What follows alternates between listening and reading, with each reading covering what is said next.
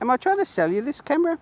I just did an introduction that sounded like I'm trying to sell you one. In some ways I am. While I was walking down to this spot, I was thinking, what is it that I want to do today? And I want to show you how good this camera is.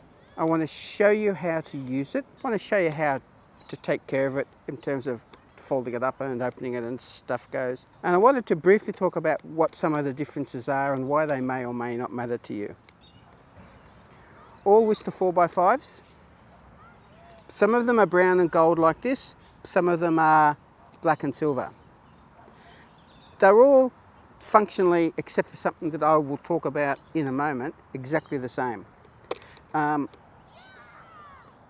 I've screwed a quick release plate onto the bottom. That's all I've done. So I can put it onto my tripod quickly. All of them open by pressing the lever down the bottom of the front, or it's not the front, it's the base, and then opening the camera up. If you were a camera designer, a metal field camera designer, one of the first decisions you've got to make is, does the front standard remain inside the case, or does it stay on the front bed? I made a video on the Toyo 45A. It is a camera where the front standard stays on the front bed. The Wista, like the Linhof Technica, is a camera where the front standard stays inside the case. That means that the case has to be a little bit thicker, but it's just a design choice. Okay, so open the case. The Wista has, can you see that? It snaps into position there at 90 degrees, which is where you want to use it most of the time, and 15 degrees back, which is where you're going to use it if you're going to drop the front bed down. I might talk about that later, but you don't normally want to do that. So setting the cameras up is easy. Zero the back. Now, here's where it gets tricky. We need to slide the front standard out.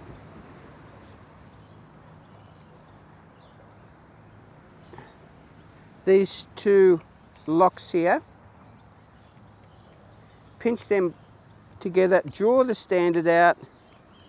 Now notice I'm having problems with it getting onto the front bed there. If this was a Linhof Technica, the instructions would say slide the top extension rail in, then slide the standard out, and then slide it back into position. You should probably do that with your Wista too. There are a lot of Linhof Technicas where the bottom corners, the back corners of the top rail have broken off. Now you know what's caused it. Okay, now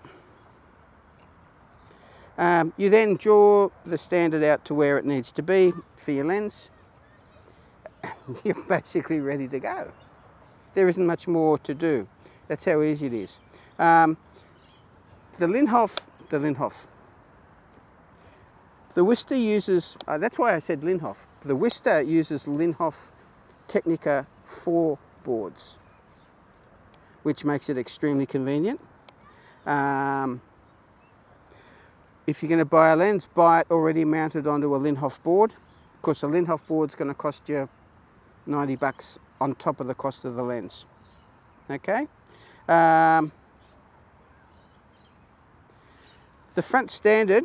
Now, here's where the differences with the models come in.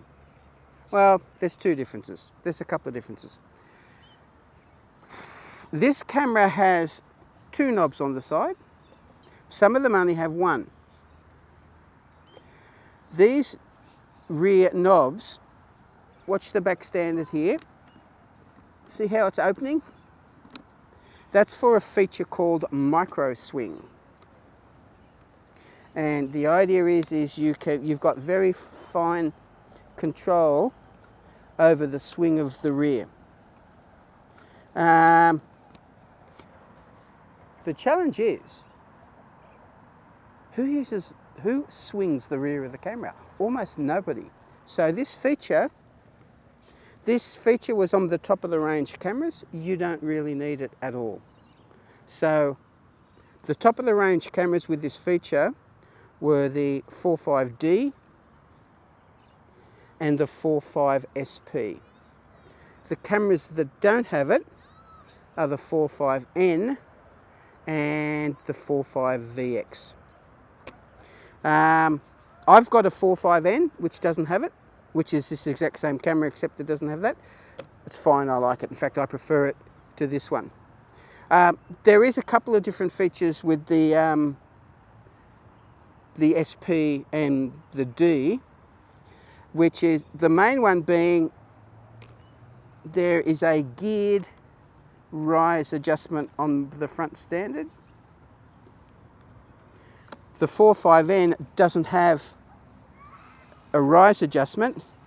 It has a manual adjustment and you just lift it up with your fingers and then you lock it off. It's not a big deal, believe me. Okay. There is one other difference, and then I'm going to stop talking about the N and the Ds and that is that on the SP, the bellows can be completely removed and changed. On the N and the VX, the front is removable, but the back is glued in. But that doesn't matter because you don't need to change your bellows. The Wista is what's called a triple extension camera, and by that they mean you've got one extension here, you've got two extensions, this is your fine focus, and the third extension is the top rail slides out. Ooh. There we go. That shouldn't have happened. You want to do that before you put film in the camera, right? The top rail slides out like this. So that is the maximum extension of the camera, and from memory that's about 300 millimeters. What that means in all practicality is that you can use a lens up to about 250, 270 millimeters focal length. Well, you might be able to use a 300 millimeter focal length, but then you won't be able to focus closer. Focusing closer means you need more extension. So this camera is going to be limited to a 250, maybe a 240, 250 lens. You might be able to get a 300 on, but you won't be able to focus on infinity. However, you can use longer lenses as long as they are telephoto designed, and I've got one to show you a bit later. So that's a maximum bellows extension here. Some people do say that you can get more bellows extension by opening the back out like that, but it isn't very sturdy. See that? It wobbles around, and forget about it. Okay, I wouldn't recommend that at all. Looking at the front, let me close this up a little bit. Looking at the front standard a bit more, there's one movement that this camera doesn't have. Well, okay, now we can talk about the models. The earliest Wista 4x5s are this gold and brown vinyl. I think the cameras, these were made in the 60s and 70s, and that gold and brown sort of reminds me of the Brady's car in the Brady Bunch, you know, the big station wagon with the wood panel on the side. I'm in Australia. We got to enjoy the Brady Bunch just like everybody else in the world did. Okay, these models, the front standard has rise. There's about 55 millimeters of rise. Okay, which is pretty good. But there's no fall. There's no real fall. So you've got rise, but you don't really have fall, which is okay. You don't use fall very often. It's got heaps and heaps of shift. In fact, if I continue moving this, I'll slide the front standard right out of the rails. The one thing it doesn't have is front swing. So I can't angle the front around like that. Oh, it's got front tilt. I forgot to say front tilt. There we go. It's got front tilt. That's about 15 degrees. That's all that you need for nearly everything. Now, here's where it starts getting interesting. At some stage in the 70s or the 80s or something, they changed the camera, the look of the camera, the livery, I think they talk about it for a lot of planes and trains and stuff. They changed the livery to be black and silver, and the knobs changed the design, but mechanically everything's exactly the same. These first black and gold ones were still called 45N and 45D. They have silver front standards. See the front standard? They have silver front standards. Okay, I've added this sticker here for my rise and fall. They don't normally come like that, but that's okay. You'll work it out. They then upgraded it, I don't know when, to the Wista 45 VX and SP.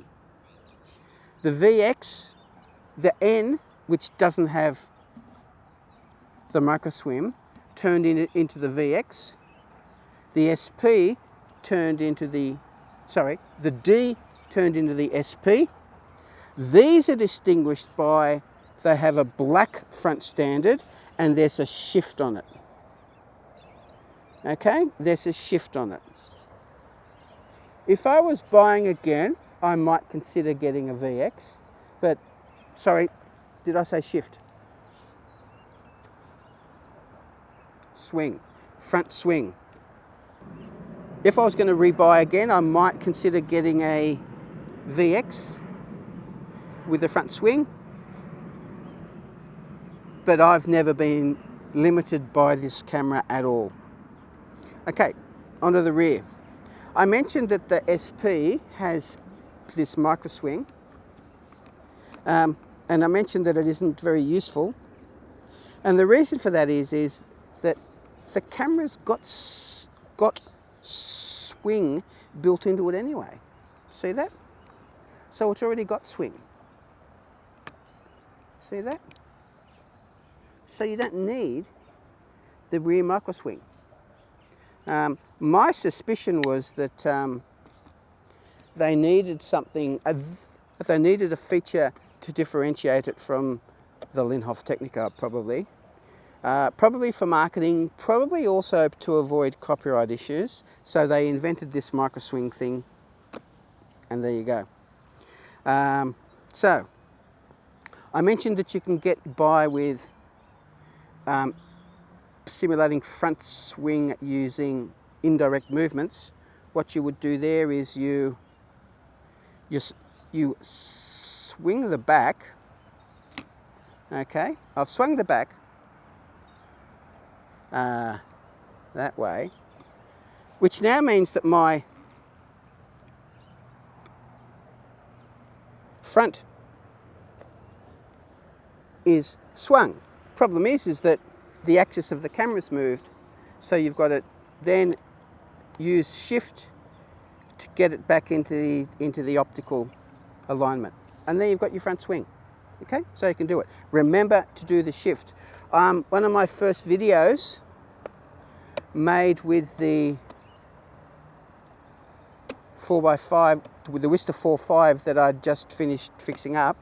Of course, I put new bellows and stuff on them. I did the shift indirect, and I forgot to do, I did the indirect swing. I forgot to do the front shift, and all of the pictures have vignetting on them. So you don't need front swing, and you can get yourself a really good camera. I mentioned that go to auction sites, see how many there are now, 20, 30 years after they were being made. That gives you a good idea how popular they were when they were new, how many people were buying them, and people only buy stuff if it's good. So remember that, okay? Okay, rear. We've talked about rear swing. There's no other movements for the rear, okay? It doesn't have shift. Oh, it's got the tilt, okay? I mentioned you might use the tilt. Well, what you use the tilt for is if you need to, if you've got a very, well, basically what happens is this, you tilt that back, you tilt that back, you rise this up, you tilt your camera, you straighten everything up, and now indirectly you've got a lot of fall on the camera. See that? But notice that as you adjust the rise and fall, you adjust your focus. When the camera's angled like this, all of the movements go a little bit wonky on you. You can do it. The only other time you operate the camera like this is if you're using a very short lens and you want to get the front bed out of the picture. Which probably is a good time to lead me to. Did I adjust that? Yeah, let me level this up. Which leads me to lenses. I've successfully, I might add, used this camera with everything from an ultra wide 65mm to a telephoto 400. Oh, I didn't finish talking about the back. Most of them, some of them that you buy secondhand may not have this back cover. It might just have a focusing screen on it. The cover makes a very good protection while it's traveling, but I actually find that I take it off now most of the time anyway.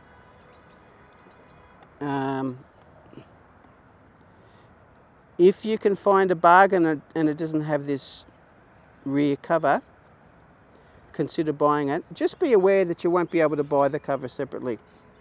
And if you can, it's going to be stupid money. The cover's neat. You can see that the cover opens up sideways for focusing, so you can leave it on. It's also got a focusing hood for looking through to shield the sun. Okay. Like I said, I now tend to use a dark cloth and I take it off completely. If you're into, I hate to say this because I don't encourage this at all. Kids, don't try this at home. If you're into lomographic backs and roll film backs, you can remove the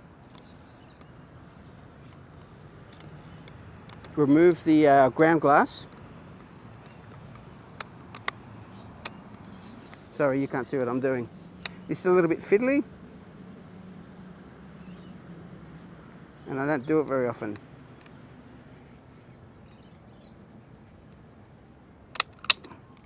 And you have graph lock backs. So you can use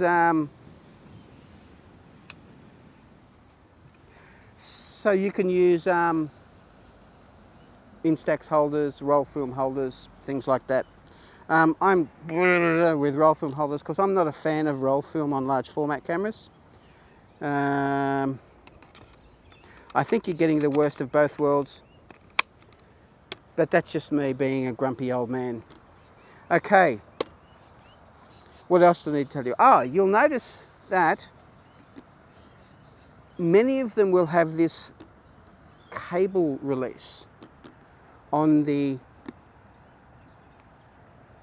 ground glass frame. That's for something that Wista called the AAO, Automatic Aperture Opening System. I've made a whole video about it. Basically, a second cable release, you need a special lens with a press shutter. You've seen lenses with shutters that say Copal for Wista number 0 or number 1. They are the lenses. They are press lenses. They have 2 cable releases on them. One of them's for this second cable. It's a special cable, a bit hard to find. And basically what happens is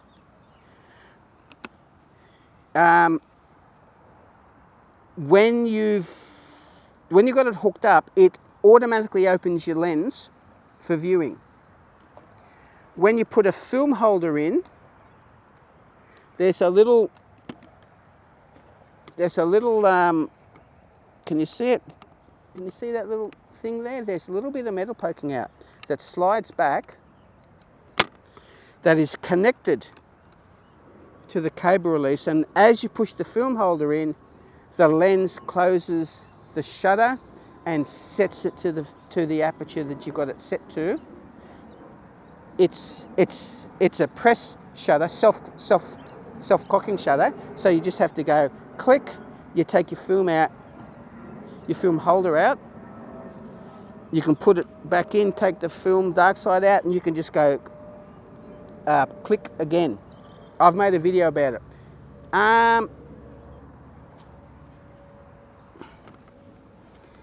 It's okay. One of the features you might want to consider is a lens hood. This is a lens hood for the Wista 4x5. They make gold ones for the gold cameras. They make black ones for the black cameras. They seem to be interchangeable. What I have noticed is I've actually got 2 of these because I've got 2 cameras, and one of them, this metal bracket is about that much longer, so it stands further away from the thing here. I don't know why. There you go. But this just fits over there like that. You tighten it up and you have a compendium lens hood. These can be very good things to be using to avoid flare and internal reflections. I've got a couple of videos where I've gone through using that with the Toyo 4x5 and the Toyo 8x10. Lens hoods are a real pain to work with, but they're less of a pain than getting flare and internal reflections ruining your photos. I've got 2 lenses to show you.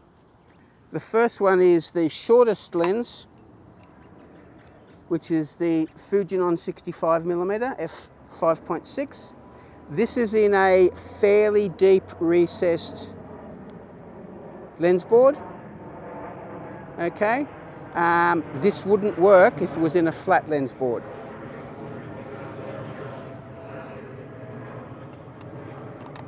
So that goes in there like that.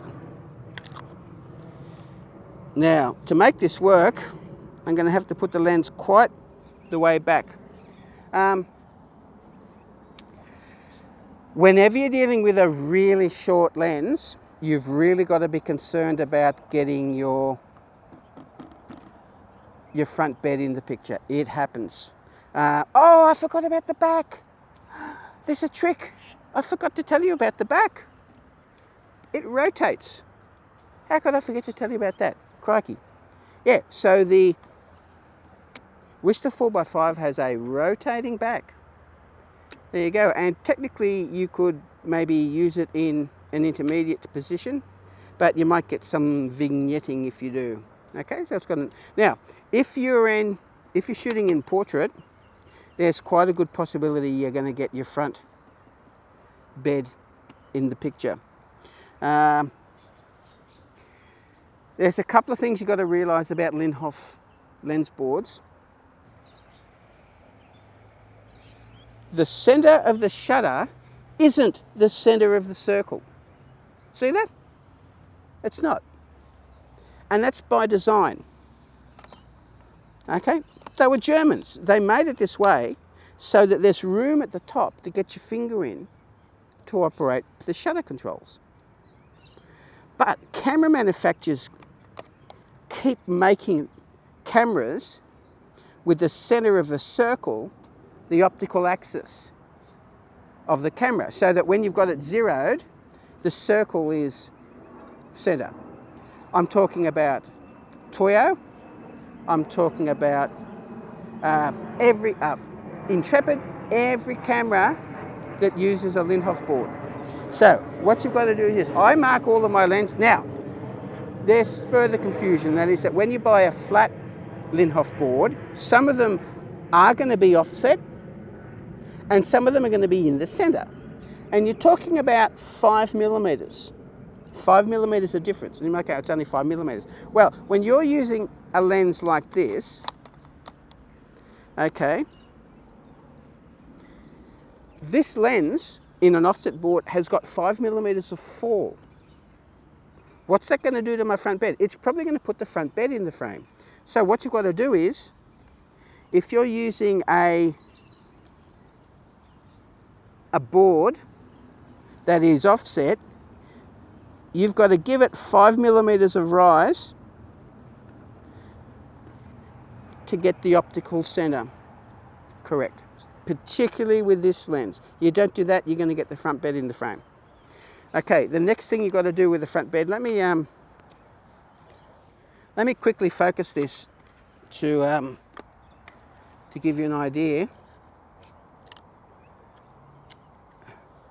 If you're going to get a wide lens like a 65, get one that's already mounted in a recessed lens board, because not all shutters fit recessed lens boards very well, and recessed lens boards are $150, $200, and they're very fiddly, some assembly required. Okay, so buy one that's already in a recessed lens board. Here we go. So, okay, this is very close to, okay, that's focused on infinity there. So you can see I've actually had to have the lens well into the camera there. Okay, so we don't have an opportunity for a lot of movement. Okay, I'm already binding the bellows here, but that's fine because a 65mm lens doesn't have a lot of movement anyway. So when you're on this 65mm lens, right, you've got enough movement for 5mm of rise. Well, you zero the lens and then you've got enough movement for maybe another 5mm of rise, and that's about it. That's all that you've got. There will be enough movement to do a bit of shine plug if you have to, but be very careful that you don't scrunch your bellows. Okay, cool. So that's a 65. Let's go to the other extreme, shall we? Because I like extremes. Yep. Okay. And that is the Fujinon 400T f8 lens. Can you see that? Now, see how it's got a lot at the top, a lot of first of all, it's a very long lens. There's a lot of lens in front of the shutter, and there's, well, it's big at the back, but there's not so much at the back. This is a telephoto design. meaning it's made so that it only needs about 2/3 of the amount of bellows that a 400mm lens needs.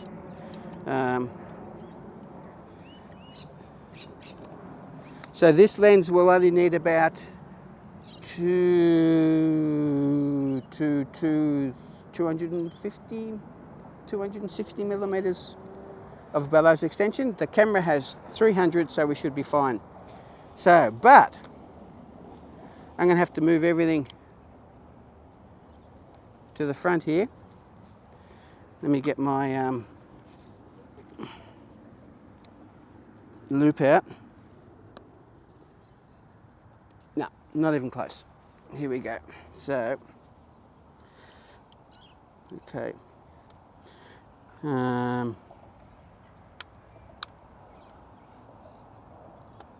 So that's my max. Notice that's, can you, oh, you can't even see that. Crikey, I'm out of picture. Sorry about that. Here we go. Sorry about that, I'm out of the picture. I'm sliding my front, now, there's a lot of lens, a lot of weight on the front of the extension of, there is a lot of weight on the front of the camera here with the standard. See how that's vibrating? Yeah. And the further I put this out, the worse that's going to be. See that? So I'm going to adjust this to minimize the amount of top rail extension I need. Let me focus over here. Let me straighten the camera up.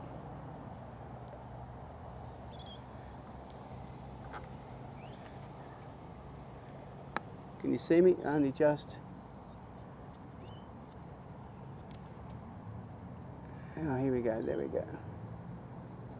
So,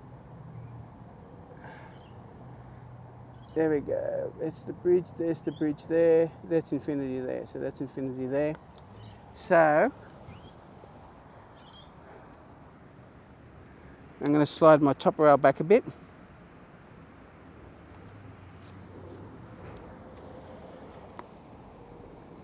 And see if I can adjust this out a bit.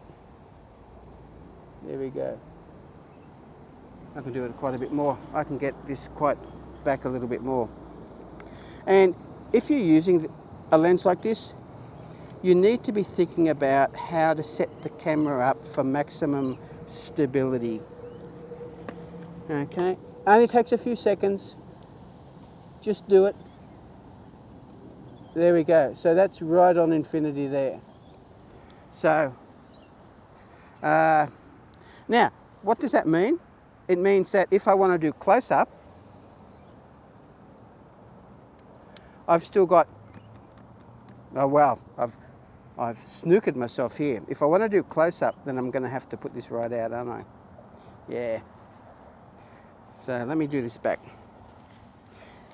If I was just focusing on infinity, I would have that back. Okay, so that's focused on infinity there. I've got that much bellows, and where's that allowing me to focus?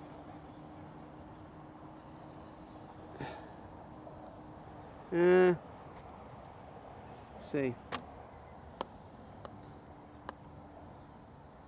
Oh, okay. I'm focused on this rock face here, and that's about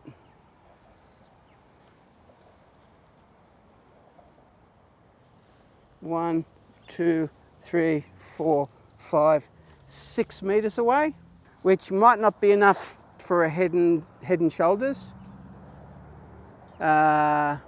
portrait, but it'll be probably enough. Well, I don't know. Don't care. Cool. So, but the point is that with your Wista here, you can use everything from a 65 ultra wide. 65 is very, very wide. 65 is equivalent to about a 20mm lens, 18 or 20mm lens, to a 400. And a 400 is the equivalent of about, from memory, an 85mm lens. So this is absolute maximum cocky. This is absolute maximum extension on the camera.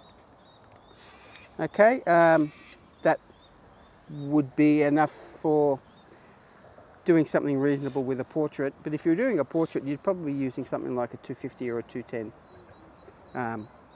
and so you'd get more magnification out of it. Okay, so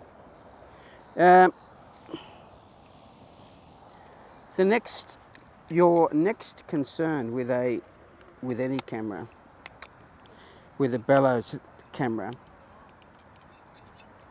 is folding it up and packing it away. So you don't get more extended than this, so that's good. So set everything back to its 0 position, front standard, rise and fall, tilt, check the backs,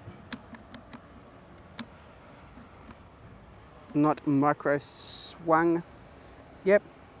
It doesn't matter whether this is vertical or horizontal.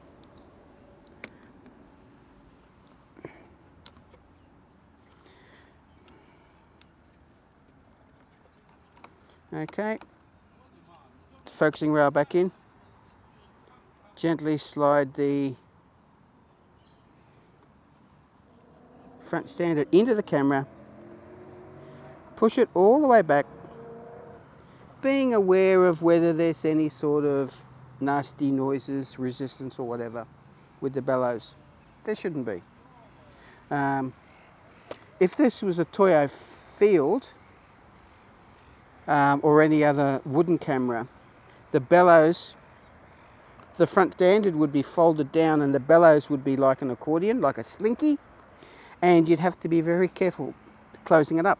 You don't have to worry about that with the Wista and other cameras like that. That's it.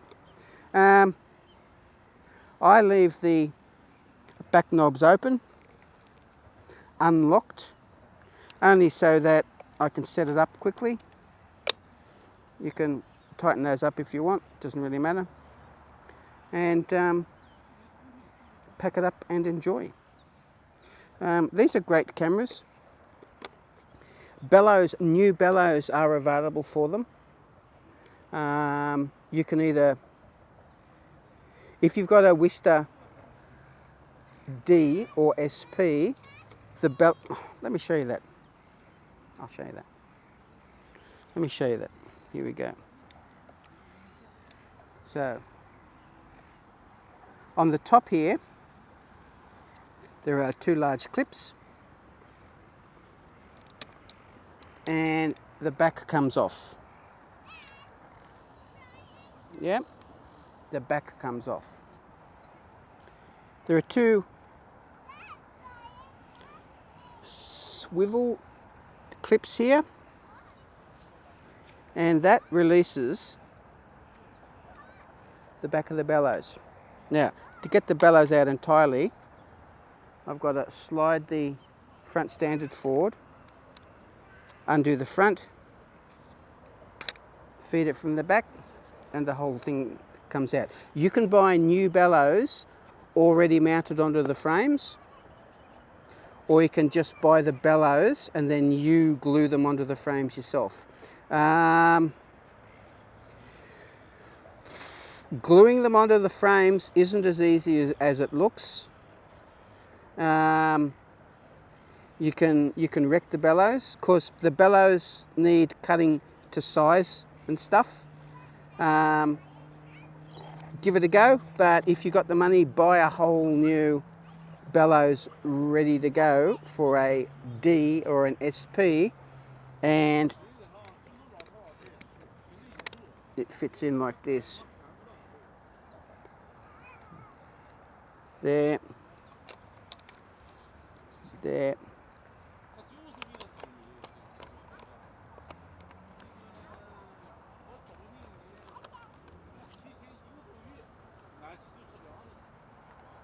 There we go. And that's it. You've just replaced the bellows. How cool is that?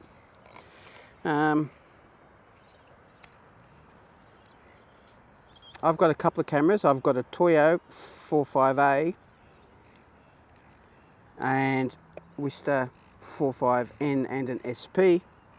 I'm happy to use either of the cameras for anything. They're all pretty much functionally equivalent.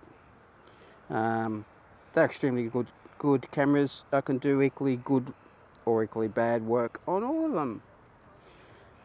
Okay, hope you enjoyed the... Oh, let me put the back on.